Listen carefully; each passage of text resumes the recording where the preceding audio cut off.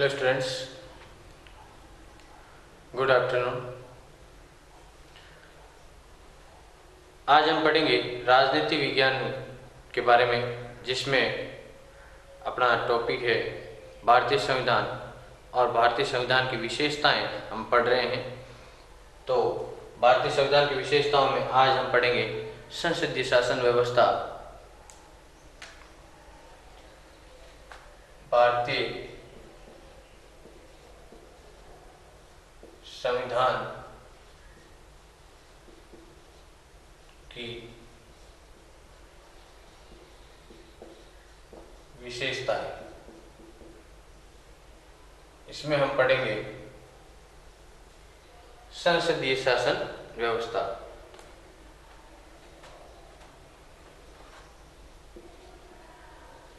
संसदीय शासन व्यवस्था क्या होती है?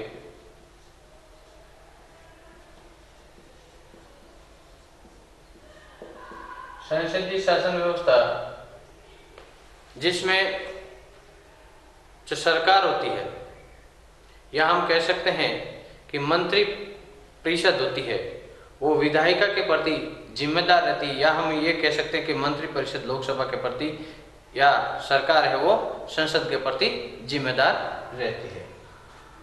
कैसे? सरकार,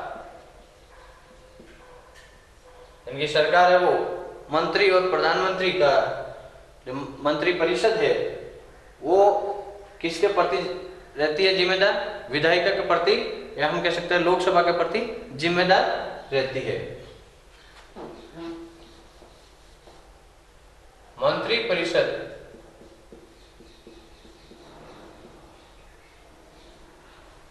लोकसभा के प्रति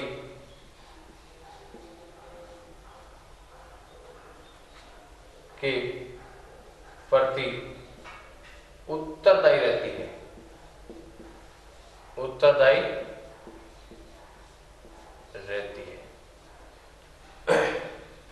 लोकसभा है, अब इसमें क्या होता है कि बहुमत दल, संसदीय शासन व्यवस्था है उसमें बहुमत दल का नेता है उसको प्रधानमंत्री बनाया जाता है। यानी कि हम संसदीय शासन व्यवस्था में, जैसे भारतीय संसदीय शासन व्यवस्था है, हम भारतीय संविधान की विशेषताएं पढ़ रहे हैं, तो उसमें सबसे पहले यह है कि अपने संविधान में ये बात लिखी हुई है कि देश का प्रमुख कौन होगा? राष्ट्रपति। तो इसमें राष्ट्रपति में क्या होती है, जो शक्तियां निहित होती है उन शक्तियों का प्रयोग तो करते हैं मंत्री परिषद। राष्ट्रपति में तो स्वयं में तो नाम मात्र की शक्तियां निहित होती है। तो संसदीय शासन व्यवस्था में मंत्री परिषद लोकसभा के प्रति उत्तरदायी होती है। ये इसका मतलब संसदीय शासन व्यवस्था का मेन हम निस्तारण निकाले तो है क्या है? अगर ऐसा पूछे संसदीय शासन व्यवस्था क्या है, तो संसदीय शासन व्यवस्था में जो मंत्री परिषद है या सरकार है वो लोकसभा के प्रति उत्तरदायी रहती है। अब हम देखेंगे संसदीय शासन व्यवस्था में क्या होता है। तो संसदीय शासन व्यवस्था में राष्ट्रपति, संसदीय शासन व्यवस्था में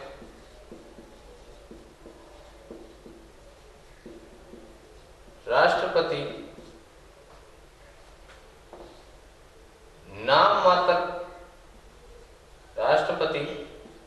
नाम मात्र की शक्तियों का प्रयोग करता है,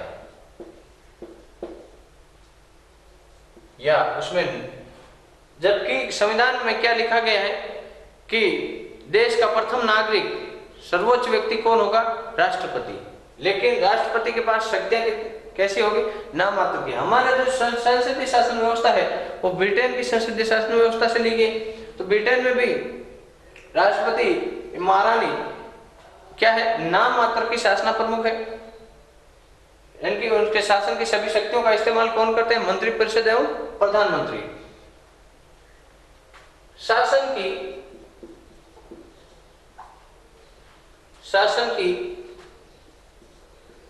सभी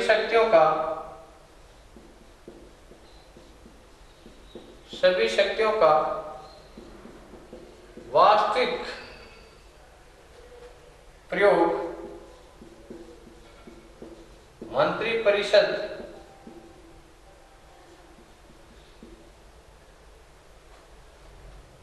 व प्रधानमंत्री, जो मंत्रिपरिषद का मुख्य होता है, मंत्रिपरिषद व प्रधानमंत्री करते हैं।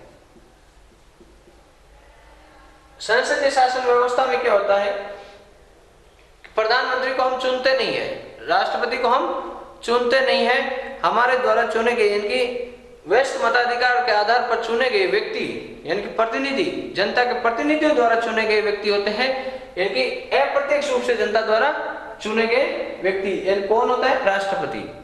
अब प्रधानमंत्री को तो प्रत्यक्ष रूप से जनता ने चुना है, लेकिन प्रधानमंत्री के रूप में नहीं चुना है, उन्होंने एज ए सांसद के रूप में चुना है। फिर बहुमत जिस दल का आया है, इसमें दलीय व्यवस्था होती है, जिस दल में बहुमत आया है या जिस दल का बहुमत, जिस दल को बहुमत प्राप्त हुआ है, उस दल में से किसी एक व्यक्ति को प्रधानमंत्री बनाया जाता है।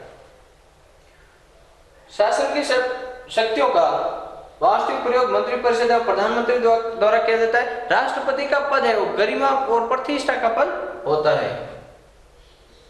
राष्ट्रपति का पद, राष्ट्रपति का पद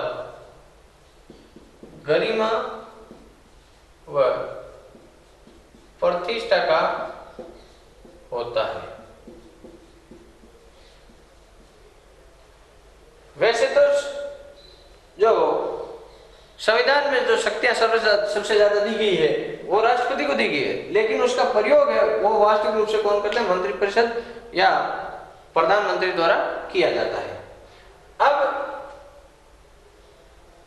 संसदीय शासन व्यवस्था में इसकी विशेषता यह भी है कि बहुमत दल प्राप्त, जो बहुमत दल है या फिर जिस दल में बहुमत आया है, बहुमत का मतलब है कि मतदान जब हुआ है, किस दल के लोग ज्यादा जीत कर गए हैं, उसका है कि कुल सीटें मान लो कि 545 है, जिनमें से 2 पहले एंग्लो इंडियन को नॉमिनेट किया जाता था, अब ये 104 संविधान संशोधन के तहत रद्द कर दिया गया।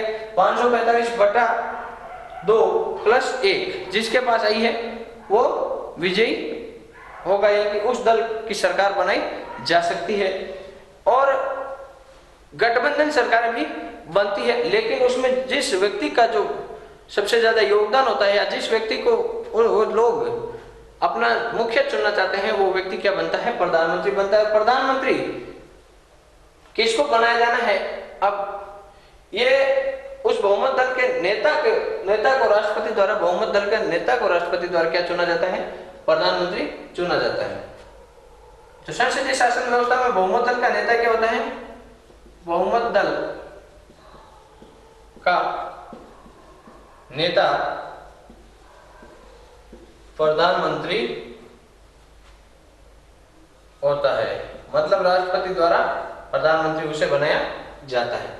अध्यक्षीय शासन व्यवस्था में ऐसा नहीं होता। अध्यक्षीय शासन व्यवस्था में जो राष्ट्रपति है वो जनता द्वारा चुना जाता है, और जो लोग भी है उसके साथ, यानी कि अब जैसे कि हम राष्ट्रपति को नहीं चुनते हैं, ना ही हम प्रधानमंत्री को चुनते हैं, हम तो प्रधानमंत्री को एज ए सांसद के रूप में चुनते हैं। वहां पर क्या है कि राष्ट्रपति को राष्ट्रपति के रूप में चुना जाता है लोगों द्वारा, यानी कि 2 या 4 में से किस व्यक्ति को लोगों ने राष्ट्रपति चुना है, वो होता है अध्यक्षीय शासन व्यवस्था में, जबकि संसदीय शासन व्यवस्था में ऐसा नहीं होता है। फिर हमने जो संसदीय शासन व्यवस्था ली है वो ली है हमने ब्रिटेन से, और ब्रिटेन में यही संसदीय शासन व्यवस्था चलती है, वहां पर अध्यक्षीय शासन व्यवस्था नहीं चलती। डॉक्टर भीमराव अंबेडकर ने इस संसदीय शासन व्यवस्था को उचित और उत्तम बताया। उन्होंने कहा संसदीय शासन व्यवस्था में एक समय के इनके निश्चित समय पश्चात तो इसकी जांच होती है, लेकिन साथ ही साथ दिन प्रतिदिन इनमें क्या है कि हर एक चीज की जांच है वो संसद में होती रहती है, इनकी पता चलता रहता है जनता को भी। अब ये जो शासन व्यवस्था है वो निरंकुश शासन व्यवस्था हम नहीं कह सकते, जबकि अध्यक्षीय शासन व्यवस्था को हम निरंकुश शासन व्यवस्था कह सकते हैं, क्योंकि एक बार चुना जाने के पश्चात संपूर्ण शक्तियां उस व्यक्ति के हाथ में आ जाती है जिसको जनता ने राष्ट्रपति चुन लिया है। जबकि यहाँ पर संपूर्ण शक्तियां उसके हाथ में नहीं आती है, या फिर वो मनमाने ढंग से उन शक्तियों का प्रयोग राष्ट्रपति नहीं कर सकता। जनता द्वारा यानी कि लोकप्रिय सदन के लोगों द्वारा शक्तियों का प्रयोग किया जाता है। इसलिए संसदीय शासन व्यवस्था को उत्तम बताया गया है। अब संसदीय शासन व्यवस्था में मंत्री परिषद चुनी गई है। अब मंत्रियों को हमने नहीं चुना, यानी कि हमने निर्वाचन मंत्रियों को नहीं किया, उस बहुमत दल में से कुछ व्यक्तियों को जो विभाग दिए जाते हैं वो मंत्री परिषद हो गए। अब ये मंत्री परिषद तो प्रधानमंत्री अगर मनमाने ढंग से काम करेंगे और लोकसभा के प्रति उत्तरदायी नहीं रहेंगे तो लोकसभा क्या कर लेगी? लोकसभा अविश्वास प्रस्ताव पारित कर देगी। इस शासन व्यवस्था में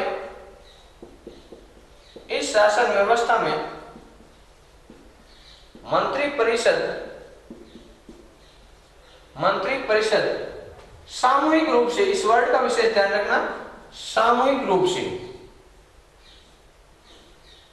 पूरी मंत्री परिषद सामूहिक रूप से लोकसभा के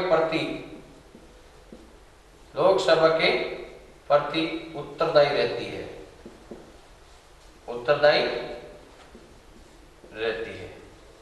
और व्यक्तिगत रूप से राष्ट्रपति के प्रति उत्तरदायी रहती है। मंत्री परिषद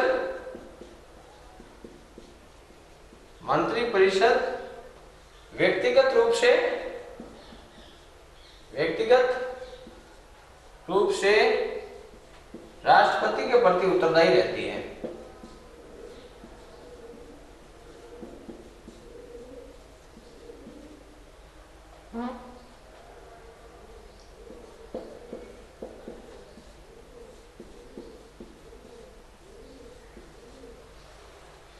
अब अगर ये उत्तरदायी यानी कि ये लोकसभा से या लोकसभा की बातों को न मानकर मनमर्जी या निरंकुश शासन व्यवस्था स्थापित करने की कोशिश करें तो लोकसभा द्वारा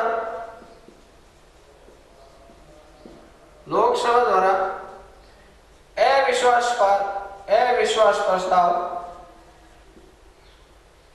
इनकी ये स्थायी नहीं होती है। संसदीय शासन व्यवस्था में जो सरकार बनती है वो स्थायी नहीं होती है।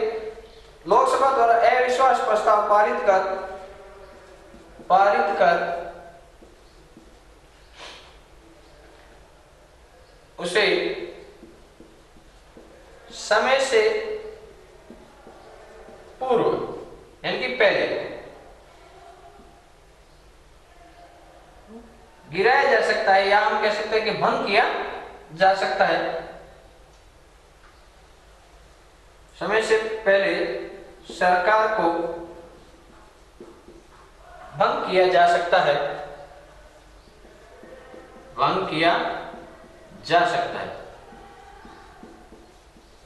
तो ये कैसी सरकार होगी?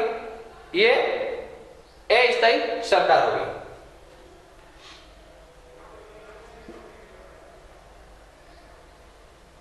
अध्यक्ष शासन व्यवस्था की तरह ये स्थायी सरकार नहीं होती है। संसदीय शासन व्यवस्था में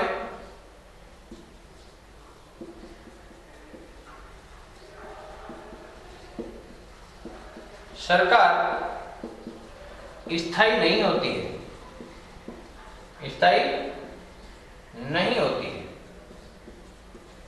उसे समय से पूर्व भंग किया जा सकता है।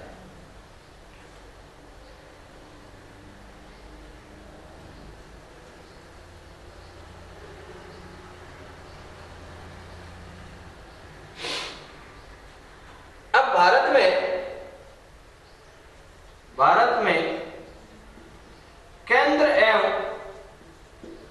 केंद्र व राज्य दोनों में ही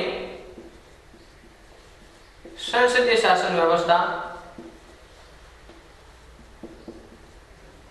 भारत में केंद्र व राज्य दोनों में ही संसदीय शासन व्यवस्था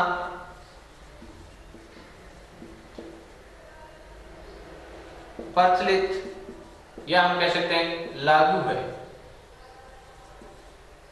भारतीय संविधान ने संसदीय शासन व्यवस्था को अपनाया, ना कि अध्यक्षीय शासन व्यवस्था को। इसमें क्या होता है, संसदीय शासन व्यवस्था में निरंकुशता,